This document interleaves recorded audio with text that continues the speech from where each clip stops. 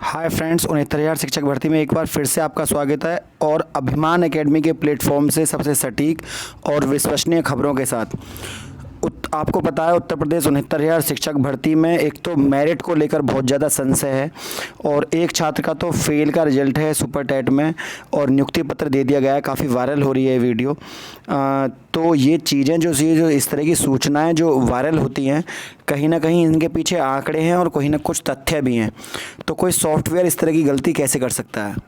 और भर्ती को लेकर जो ऊहापोह की स्थिति बनी हुई है, अब तक तो जो चयन सूची थी उसको लेकर अब जो मेरिट का जो वर्गवार आंकड़ा दिया गया है उसको लेकर भी संशय है वो गहराता जा रहा है। क्यों? क्योंकि ऑनलाइन नियुक्ति देने की बात कर रही है सरकार और ऑनलाइन नियुक्ति देने से पहले जो अभ्यर्थियों के रोल नंबर, अनुक्रमांक वगैरह जो देने थे, जो वर्गवार आंकड़े एनसीबीसी ऑफिस ने मांगे थे, वो अभी तक नहीं दिए गए हैं। तो वो मामला ठंडे बस्ते में पड़ा हुआ है, एमआरसी को लेकर जो पड़ा था। और उधर सरकार ने 68,500 की जो बची हुई सीटें हैं उनको जोड़ने के लिए भी साफ साफ सरकार मना कर रही है। लेकिन जैसे ही कोर्ट में तारीख आती है तो जस्टिस यू ललित सर ने पहले बयान दिया था, वो पूछेंगे जब आपको आदेश दिया था भर्ती की बचे हुए पद जोड़ने का तो आपने क्यों नहीं जोड़े। तो कोर्ट की अवमानना होगी एक तरह से और इन अधिकारियों में झाड़ लगनी तय है। उधर जो हज़ारों पद खाली रह गए हैं, आप मोटा मोटा लगा लीजिए लगभग 175 जगह जो है वो प्रयागराज में खाली हैं।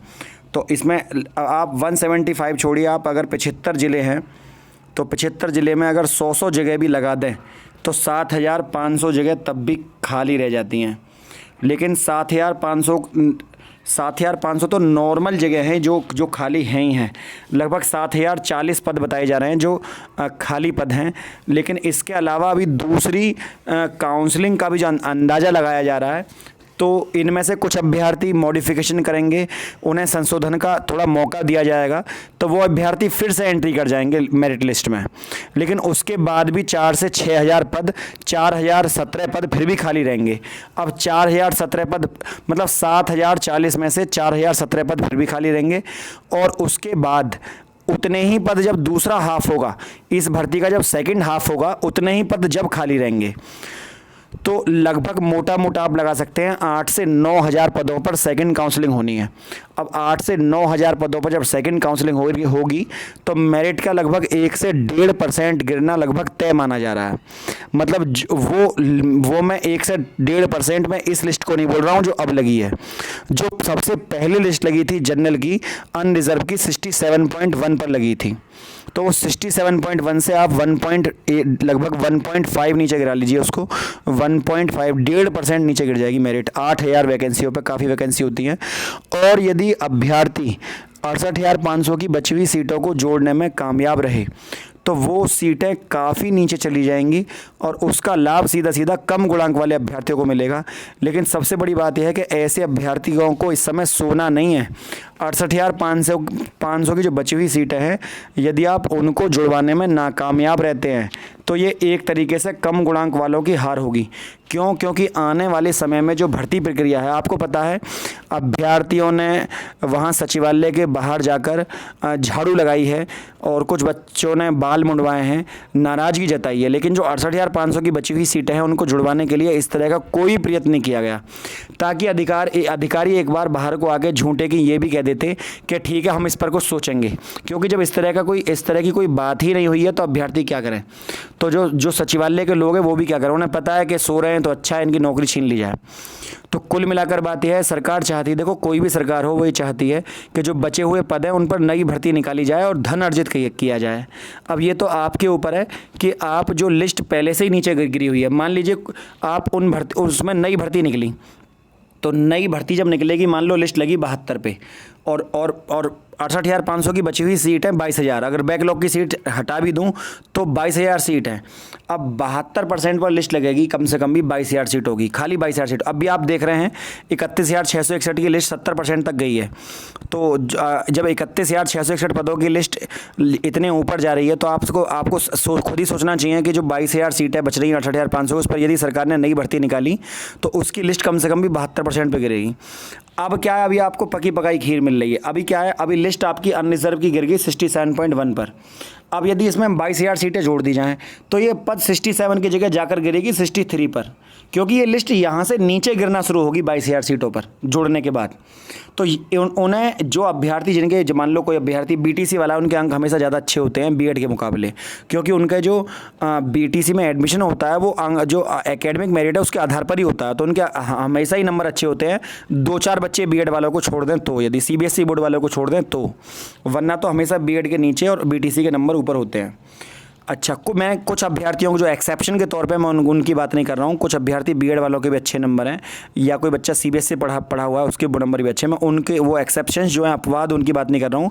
वरना बीटीसी में बीएड में जो पुराने ज़माने के 10वीं 12वीं है 2002 2004 2007 में जिन्होंने ग्रेजुएशन बीएड वगैरह करी है, इंटर वगैरह करी है, उनके अकेडमिक नंबर इतने अच्छे नहीं होते, क्योंकि अब यूपी बोर्ड में गुणांक अकेडमिक नंबर ज़्यादा अच्छे मिलते हैं, पहले नहीं मिला करते थे, तो उन अभ्यर्थियों के नंबर कम है। अब ऐसा अभ्यर्थी यदि उसको नौकरी चाहिए तो ऐसे अभ्यर्थियों को सोते हुए सा जगना पड़ेगा। लॉकडाउन में जो सो गए ना आप, ये आपको जगना पड़ेगा अपने अधिकार के लिए। चाहे आप कोर्ट के माध्यम से जाएं, चाहे आप वहां आंदोलन करें, लेकिन सीटों को जोड़ने के लिए कुछ तो प्रयत्न करिएगा। आप जब दूसरी मेरिट नहीं लगी तो अभ्यर्थी वहां जाके सचिवालय के बाहर जाके झाड़ू लगा रहे हैं, लेकिन आपने तो एक भी ज्ञापन नहीं सौंपा, ना कोई जाकर मिला, ना कोई काम कर रहा है। पहले बीटीसी बीएड लीगल टीम कर रही थी, वो 60-65 के लिए कर रही थी, कोई केस रिजर्व हो गया, जब से कोई मुद्दा सामने नहीं आ रहा, सब चुप लगाए बैठे हैं। क्यों? क्योंकि जिनको नियुक्ति मिलती जा रही है वो चुप लगा रहे हैं, जिनको नहीं मिली वो ठन गोपाल, उन्हें नहीं मिलने वाला कुछ भी। क्यों? क्योंकि वो चुप लगाए बैठे। अपना अधिकार आप हमेशा छीनने से मिलता है, आपको कुछ ना कुछ तो करना ही चाहिए ताकि आपको अपने पद मिल जाएं। हज़ारों पद खाली हैं, लेकिन भर्ती पूरी होने के बाद भी कम गुणांक वालों का जो चयन होगा वो इसी आधार पर होगा कि सरकार उन पदों को एक बड़े स्तर पर जुड़वाए। और सरकार यदि ऐसा करने में अभ्यर्थी यदि ऐसा करने में कामयाब होते हैं तो उनके जो पद हैं वो काफ़ी, मैं आपको एक बार मोटा मोटा आंकड़ा बता दे रहा हूँ कि यदि अभी फ़िलहाल की जो स्थिति है उसमें 4017 पद खाली थे पहली मेरिट गिरने के बाद, और 4017 पद जब दूसरी मेरिट लगेगी लगभग इतने ही पद मैं दूसरी में मानकर चल रहा हूँ, तो ये हो गए 8034। तो मैं वही बता रहा था कि 8040 पद आपके लगभग खाली हो जाएंगे पूरे, जिस पर काउंसलिंग होगी। लेकिन इसमें ज़्यादा मेरिट कितनी गिरेगी? 1 से 1.5%। 1.5% भी बहुत है, ज़्यादा से ज़्यादा 1% गिर जाएगी। मतलब जो अनरिजर्व था वो 67.1 पर था पहले, जो पहली लिस्ट लगी थी वो ज़्यादा से ज़्यादा 66.1 पे आ जाएगा। और जो ओबीसी का छात्र है, ओबीसी की जो लिस्ट लगी थी वो लगी थी 66.7 पर, तो 66.7 वाले बच्चे चले जाएंगे, ये चले जाएंगे 65.7 पर, 1%। और जो एससी की लिस्ट लगी थी वो लगी थी 61.1 पर, तो ये चली जाएगी 60.1 पर। लेकिन इससे काम नहीं चलेगा। यदि आपको ये जो मेरिट है, तब ये यदि ऐसी स्थिति में यदि 68,500 के पद इसमें जोड़ दिए जाएँ तो ये लिस्ट कम से कम भी 4 to 5% नीचे चली जाएगी। लगभग 3% तो आप इसको नीचे सोचकर चलें, मतलब 67.1 का 64.1 होना, लगभग 3% मेरिट का नीचे गिरना तय है। अब यहाँ पर 3% से ज़्यादा मैं इसलिए कह रहा हूँ क्योंकि अभी 22,000 पद ये बचे हुए हैं और प्लस 8,000 की सेकंड काउंसलिंग होनी है, तो लगभग 30,000 पद खाली हो जाएंगे। तो ये एक दूसरी भर्ती मानी जाएगी।